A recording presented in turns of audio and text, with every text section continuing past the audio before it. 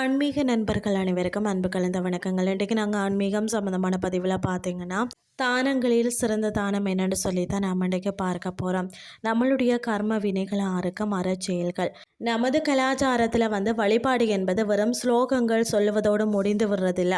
அதன் முக்கிய பகுதியாகத்தான் தானம் விளங்குகிறது.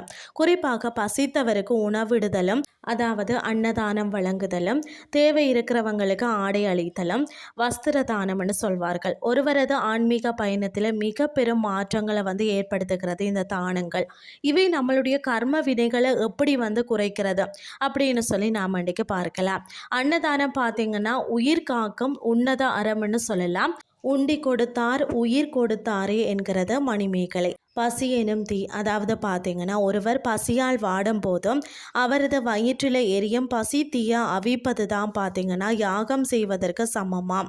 பாவ விமோசனம், நாம் தெரிஞ்சும் தெரியாமலும் பார்த்தீங்கன்னா செய்த காயிக பாவங்கள், அதாவது உடல் சார்ந்த தீய செயல்கள் அன்னதானம் செய்வதன் மூலம் கரைகிறதாம். அதாவது மற்ற தானங்களில் போதுமென்ற மனம் வராது, ஆனால் உணவில் மட்டும்தான் ஒருவர் போதுமென்ற மன நிறைவோடு கூறுவார்.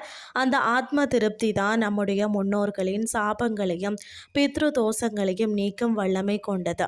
அடுத்தது பார்த்தீங்கன்னா வஸ்திர தானம். மானம் காத்து மரியாதை தரும் அறம்னு சொல்லலாம். அதாவது ஒருவருக்கு ஆடை அளிப்பது என்பது வெறும் துணியை கொடுக்கறது மட்டுமில்லைங்க, அவருக்குரிய மரியாதையை மீட்டு கொடுப்பதாக தான் இருக்கிறது. சனி மற்றது ராக தோஷ நிவர்த்தின்னு சொல்லுவாங்க. ஜோதிட ரீதியாக கந்தல் துணிகளை அணிவதும் வறுமையில் வாடுவதும் சனி மற்றது ராகுவின் ஆதிக்கமாக கருதப்படுகிறது. தேவையுள்ளவர்களுக்கு பார்த்தீங்கன்னா புது ஆடைகளை தானமாக வழங்கும் போது தான் நம்மளுடைய ஜாதகத்தில் இருக்கக்கூடிய இந்த கிரக தோஷங்களின் தாக்கம் குறைக்கிறது. மற்றது அவமானம் மற்றது வறுமையால் ஒருவர் படும் துயரத்தை பார்த்தீங்கன்னா நீக்கும் போது தான் நம்மளுடைய கர்ம வினைகளில் இருக்கக்கூடிய அவமான தடைகளை நீங்கி வாழ்க்கையில் மேன்மை உண்டாகும்னே சொல்லலாம். ஆன்மீக பயணத்தில் இதன் தாக்கம் என்னன்னு சொல்லி பார்த்தீங்கன்னா, தானம் என்பது வாங்குபவர்களுக்கு செய்யக்கூடிய உதவியெல்லாம் அது கொடுப்பவர்கள் தனது அகங்காரத்தை கரைக்க கிடைக்கக்கூடிய ஒரு வாய்ப்பாம். அதாவது பார்த்தீங்கன்னா சஞ்சித கர்மான்னு சொல்வாங்க. பல பிறவிகளாக சேர்ந்து வைத்த வினைகளின் மூட்டைய தானம் எனும் செயல் லேசாக்குகிறது.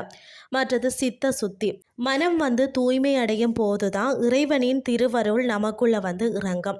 தானம் மன தூய்மையை அதாவது சித்த சுத்தி மிக வேகமாக கொடுக்கிறதா. நாம் எதை கொடுக்குறோமோ அதுவே நமக்கு திரும்ப கிடைக்கும் என்பது பிரபஞ்ச விதி. அன்போடு தானம் செய்வோம், கர்ம வினைகளை அறந்து ஆன்மீக பாதையில் ஒளி பெறுவோம்னு சொல்லி கூறிக்கொண்டு இன்றைய ஆன்மீகம் சார்ந்த பதிவை நிறைவு செய்து கொள்கிறேன். இதே மாதிரி மற்றொரு ஆன்மீகம் சார்ந்த பதிவோடு உங்களை சந்திக்கிறேன். நன்றி.